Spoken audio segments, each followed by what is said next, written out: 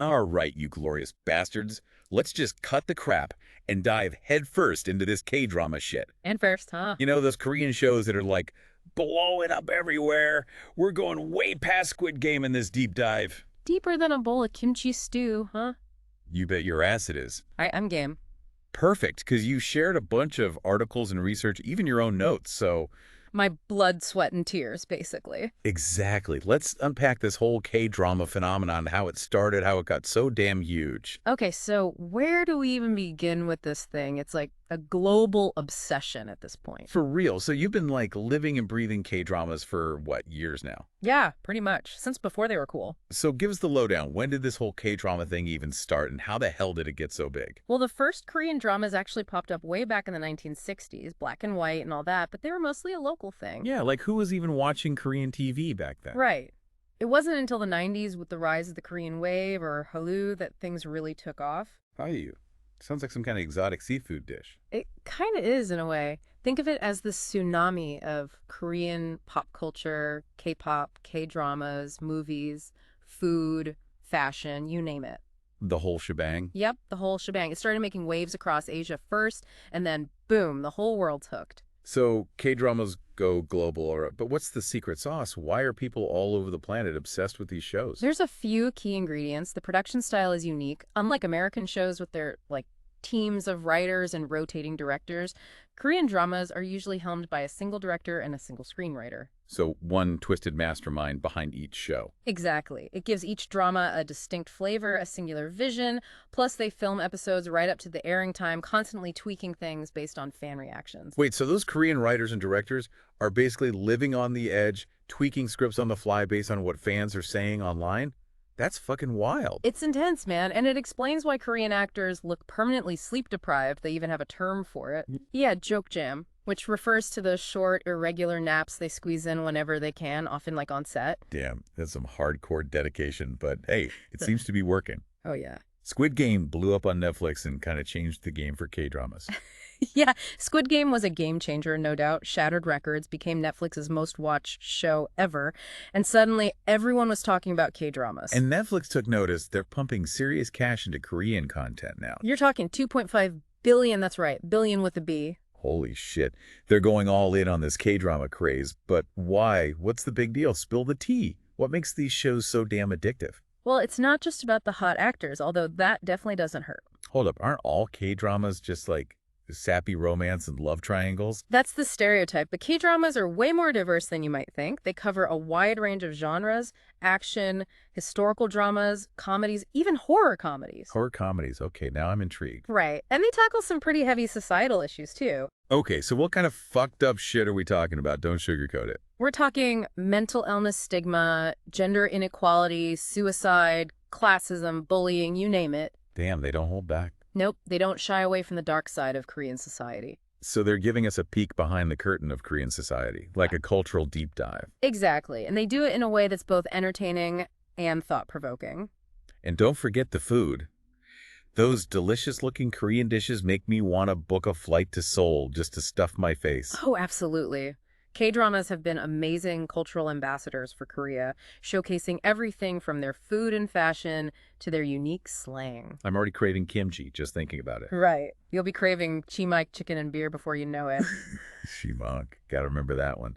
Speaking of spreading Korean culture, let's talk about the K-pop connection. Some of these idols are trying their hand at acting right. Oh, yeah. Are they any good? It's a mixed bag, to be honest. Sell it. Some K-pop idols have that natural charisma and acting chops, I can see that. while others, well, let's just say they're better off sticking to singing and dancing. Ouch. All right, so give us some names. Who are the K-pop stars who can actually act? Bae Suzy from Miss A is a great example. She's transitioned seamlessly into acting, winning awards and critical acclaim.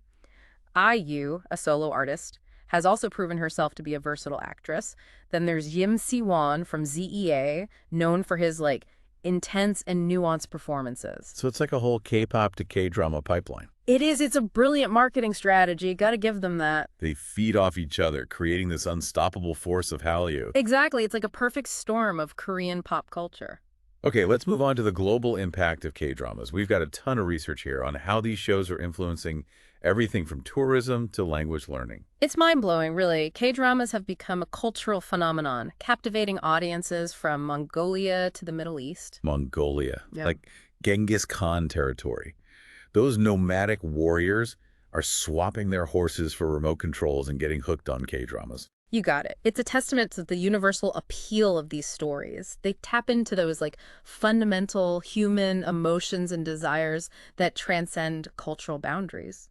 So it's not just about escapism, it's about connecting with people from different cultures and backgrounds. Exactly. K-dramas are breaking down stereotypes, fostering understanding, creating a global community of fans who share a love for these unique and compelling stories. All right, we've covered a lot of ground already, but we're just getting warmed up. When we come back, we'll delve deeper into the K-drama rabbit hole, exploring the rise of idol actors, the wild world of fusion seiyuk, and the global impact of these addictive shows. Stay tuned, folks. Things are about to get really interesting. We'll be right back after this quick break. So we were talking about those nomadic warriors in Mongolia getting sucked into these K-dramas. Pretty wild, right? Like, what's the appeal for a culture that's so different from South Korea? Well, storytelling is a powerful tool, transcends cultures, but it's also about the cultural values that K-dramas promote. Many Asian viewers find those values, like respect for elders, family ties, to be very relatable. Okay, so it's like a dose of good old-fashioned morals. Yeah. But with hot actors and crazy plot twists, no wonder those grandmas are glued to the screen. Right. But let's be real, these shows are making bank for South Korea. Yeah, absolutely. We're talking hundreds of millions of dollars in export revenue. K-dramas aren't just a cultural phenomenon, they're an economic powerhouse. So it's not just about soft power and cultural influence, it's about cold, hard cash. It is. Those Koreans are playing the long game, and they're winning. Savvy bastards. But let's not forget, the fans. Oh, yeah. K-drama fans are passionate, vocal, and incredibly engaged. They're a huge part of the success of these shows. Oh, yeah. I've seen those fan communities online. They're intense. They dissect every episode, analyze every character, and ship every possible couple combination. It's like a whole other level of fandom. And here's the thing. Because of that live shooting production style we talked about, those fans can actually influence the shows. Really? Yeah, they complain, suggest plot twists, even demand more screen time for their favorite characters. So it's like a choose-your-own-adventure, but with way more tears and heartbreak. You got it. All right, so we've covered the fans, the production, but what about the actors themselves? We talked about those K-pop stars trying to break into acting, but what about the, big-name actors, the ones who are already K-drama royalty? Oh, there are some legends in that world. Who should we be worshiping? Well, Song Joong-ki, the star of Descendants of the Sun, is a huge name. He's got that boyish charm and undeniable screen presence. Okay, I've heard of him.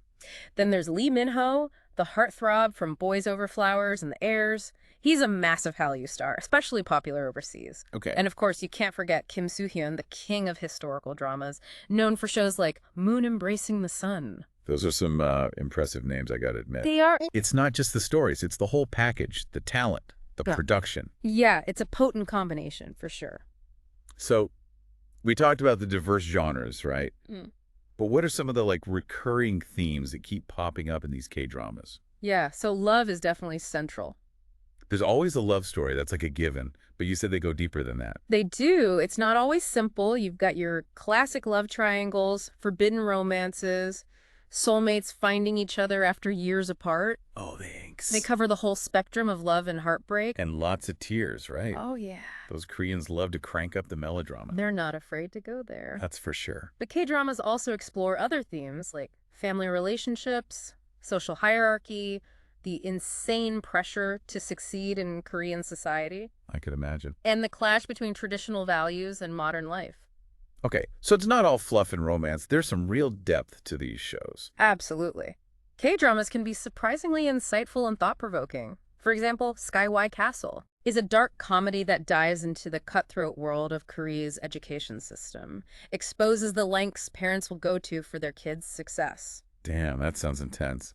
Then there's It's Okay to Not Be Okay, A romantic drama that tackles mental health stigma in a really sensitive and nuanced way. Okay, interesting. But you mentioned earlier this fusion seijik thing. Sounds like some kind of Korean fusion restaurant. Fusion Seijik is actually a subgenre that's become super popular. It's essentially a modern twist on historical dramas. Okay, I'm listening. Imagine taking historical events or figures Mhm. and injecting them with a contemporary sensibility. So it's like historical fiction, but with less stuffy costumes and more relatable characters. You could say that. Interesting. They often feature storylines that resonate with mauve audiences, like political intrigue, power struggles, and badass female characters who defy traditional norms. I'm all for badass female characters. Mr. Queen is a great example. It's a time travel rom-com where a modern-day chef's soul gets trapped in the body of a Joseon dynasty queen. Okay, now that sounds hilarious. It is, but it also offers a clever commentary on gender roles and societal expectations. So are all fusion Sage X time travel comedies? Not at all. Six Flying Dragons, for example, is a more serious political thriller that tells a fictionalized account of the founding of the Joseon dynasty. Okay, got it. It's full of action, betrayal, and epic battles. Sounds epic. It is. But we've talked about the actors, the themes, the genres. Yeah. But there's one crucial element we haven't discussed yet, the music. The music. I've heard those K-drama soundtracks are seriously addictive. They are, and they play a huge role in setting the mood and amplifying the emotional impact of the shows. Is it mostly K-pop? There's definitely a lot of K-pop, but it's not limited to that. You'll hear a wide range of styles, from ballads to hip-hop to indie rock. Okay, so like a musical melting pot. Exactly. They're like little musical journeys that perfectly complement the emotional roller coaster of the story. So it's like a musical smorgasbord, designed to make you cry, laugh, and fall hopelessly in love with fictional characters. Pretty much, and they often feature some big-name artists. Oh, yeah. Baek Ji-young, known as the OST queen, has lent her powerful vocals to a ton of hit dramas like Secret Garden and Love in the Moonlight. OST Queen. That's a pretty badass title. Right. And then there's Lin, whose soaring ballad My Destiny from My Love from the Star became a massive hit. So these soundtracks are basically like mini K-pop concerts woven into the fabric of the shows. Exactly. They're part of what makes K-dramas so immersive. You're not just watching a story unfold, you're experiencing it on an emotional level, thanks in part to the music. Man, my head is spinning with all this K-drama knowledge. We've covered the production style, the global impact, the addictive soundtracks. It's a lot to take in. But I have a feeling there's still more to uncover. Oh, there's always more to discover. With K-dramas, they're constantly evolving, finding new ways to surprise and captivate us. I'm ready for more. Hit me with the next level of K-drama knowledge. What other crazy shit do I need to know? Okay, so last time we were talking about how those K-drama soundtracks are basically like their own little K-pop concerts. Yeah, they really add a whole other dimension to the viewing experience. Totally. But, you know, it's not just the music. K-dramas also have this, like, whole vocabulary of their own, all this slang and stuff that you got to know to fully appreciate the shows. Oh yeah, it's a whole linguistic rabbit hole. Right, like I've picked up a few words here and there, unny, but I'm sure there's a whole dictionary of K-drama lingo I'm missing out on. There is. And it goes way beyond just basic terms of address. There are words and phrases that, like, encapsulate those specific K-drama tropes, you know, the subtle nuances of relationships, the over-the-top dramatic moments. So give me some examples. I'm ready to level up my K-drama vocab. Okay, so you've got skinship, which refers to any kind of physical contact between characters. Skinship. It's a big deal in K-dramas because they tend to be pretty conservative when it comes to showing affection, so even a simple handhold can send fans into a frenzy. It's like a whole slow burn, building up to that first touch. Exactly. Then there's the back hug, a classic K-drama move. Back hug. Okay, I gotta hear about this one. It's that moment when one character surprises another with a hug from behind, all about vulnerability and unspoken emotions. Oh, that's actually kind of sweet. Right. Okay, then there's a whole category of terms related to K-drama tropes, those recurring storylines and character types, like the chaebol heir. Chaebol heir. What the hell is that? It's basically a rich, handsome, and often arrogant businessman who falls for a poor but spunky girl. The classic Cinderella story, but with a Korean twist. Exactly. I dig it. And then you've got second lead syndrome. Second lead syndrome. Now, this one I've definitely heard of. It's that feeling of rooting for the second lead character, even though you know he's probably doomed to heartbreak. Ugh, it's brutal, but I get it. Sometimes those second leads are just too damn charming to resist. It's all part of the K-drama formula, and it works like a charm. Speaking of formulas, you mentioned earlier about some hidden gems, K-dramas that kind of fly under the radar but are totally worth checking out. Oh yeah, there are so many. So give me some recommendations. What should I be adding to my watch list? If you're into like dark comedies with a supernatural twist, Korean Odyssey is a wild ride. Okay, I'm intrigued. It's about a legendary immortal being stuck in the modern world who falls for a human woman who can see ghosts. I'm sold. All right, then if you're looking for something heartwarming, Hospital Playlist is a beautiful slice of life drama about a group of doctors and their friendship. Okay, I'm down for some heartwarming stuff too. It's full of humor, heart, and some seriously catchy tunes. All right, what else? If you're into crime thrillers with a psychological edge, Stranger is a must-see. Crime thriller. Lay it on me. Gripping story about a prosecutor with a unique neurological condition who teams up with a detective to uncover a conspiracy. Sounds intense. It is. Okay, you've given me enough homework for the next month. Good. I'm officially obsessed. But before I dive headfirst into this K-drama vortex, what's next for this whole phenomenon? What can we expect to see in the future? While K-dramas are constantly evolving, so it's hard to predict exactly what the future holds. Fair enough. But one thing's for sure, streaming services like Netflix are playing a huge role in shaping the landscape of K-dramas. Yeah, they're pouring a ton of money into it. Exactly. We're going to see more big-budget, high-production value shows, often with a global audience in mind. So bigger budgets, wider reach, Yeah. but hopefully they don't lose that, unique Korean flavor. I don't think they will. K-dramas have a distinct identity that sets them apart from Western shows. Okay, last question, and maybe this is the hardest one to answer. Why are K-dramas so damn addictive? It's a magic formula, isn't it? What's the secret sauce? No. Well, it's a mix of things. The compelling stories, the relatable characters, the beautiful cinematography, the music. Yeah. But at the heart of it, I think it's about the emotional connection. K-dramas are masters at evoking raw emotions, joy, sorrow, anger, longing. It's like an emotional roller coaster. Right. They offer a sense of escapism, but also a reminder of the power of human connection, the importance of chasing those dreams, even when life throws you curveballs. Damn, that's some deep shit. You've officially turned me into a K-drama evangelist. Glad to hear it. I'm ready to spread the gospel. Spread the word. All right, you magnificent sons of bitches. That wraps up our deep dive into the wild world of K-dramas. We've explored the production magic, the global obsession, the addictive soundtracks, and the emotional roller coaster that comes with being a K-drama fan. It's been a journey. It has, but like we said, we've only scratched the surface. There's a whole universe of K-drama goodness out there waiting to be discovered. So much to explore. So, go forth and binge watch, you glorious bastards, and don't blame us when you find yourself craving kimchi, speaking Korean in your sleep, and falling head over heels for fictional characters. Happy watching, everyone.